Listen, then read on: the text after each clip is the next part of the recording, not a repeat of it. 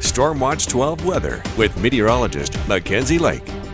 Welcome back to News Watch 12. We're seeing reduced visibility throughout our region right now. We have some fog developing along the I-5 corridor. We're still seeing some wet weather as well, so this, along with these blustery winds, can also be reducing visibility. Let's take a look at satellite and radar. You can see this big storm system really starting to work its way in.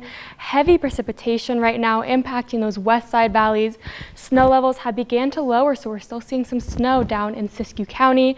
A little bit of snow for those east side areas, and we'll continue to see the storm system working its way through the region. In front of the storm system, we still have those blustery winds. Winds have begun to pick up here in Medford. We're seeing 36-mile-per-hour gusts here, 25 miles per hour for those east side areas, and then still pretty windy along the coast in Brookings. Because of all of this wet weather and these icy conditions we'll be seeing overnight into tomorrow morning, we do have a winter weather advisory in effect for those areas above 5,000 feet in Siskiyou County, for the Cascades and the Siskiyous as well. Both of these continue on into Sunday, so we can be seeing those very difficult travel conditions, especially in those higher elevation passes. We do still have a wind advisory in effect for the Shasta Valley until 4 a.m. on Sunday, so expect to see some very blustery winds, possibility for damage to trees and power lines as well. Current temperatures, we are in the 30s and 40s for our east side areas. Still pretty warm here in Medford. We have those winds working in, so we're still seeing those warmer temperatures, 51 degrees right now.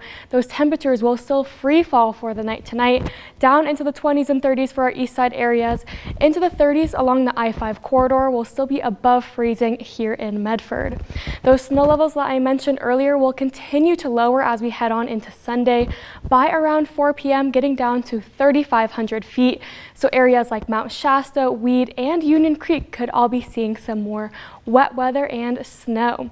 So now taking a look at Stormcast, as you're heading out the door tomorrow around 10 a.m., expect to see some spotty showers, mainly impacting the coast. That's where that heavy precipitation will be in the coast and the coastal mountains. As we continue on around 6 p.m., starting to see these showers breaking up. Continuing into Monday, the clouds begin to break up. We're going to see some more sunshine, and we're going to see those drier conditions for your Monday. As far as temperatures for the day tomorrow, 40s for our east side areas, actually 40s for our whole area, except for those higher elevation areas such as the Mount Shasta area, seeing 35 degrees for the day. Lots of cloud cover expected as well. As we head on into Tuesday and Wednesday, that's when this next storm system works its way in. So we're starting to fall into a pattern of wet weather for a couple days, dry weather, and more wet weather.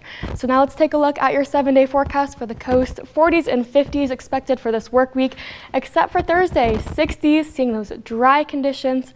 That's the day you're going to want to head out the door because conditions will be really, really nice. For Northern California, 40s and 50s for this work week.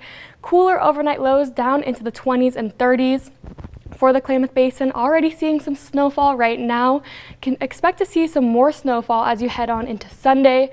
That will be reducing those travel conditions as well.